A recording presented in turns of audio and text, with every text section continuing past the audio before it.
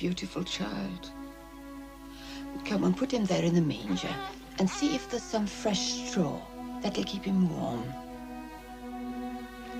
I'll take care of her, poor girl. Who's that? What do you want?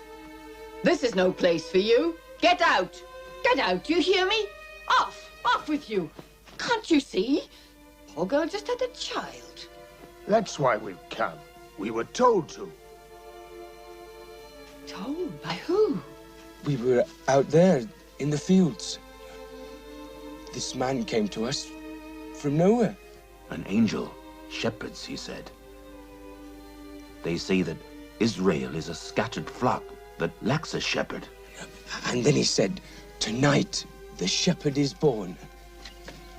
It is for you that he comes, he said. For the poor. That's why you came here? Yes. The man said... He said... The man said, today, in the city of David, a Saviour has been born for you.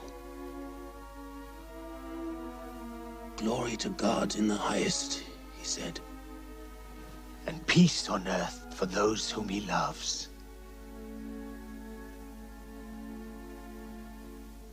Come.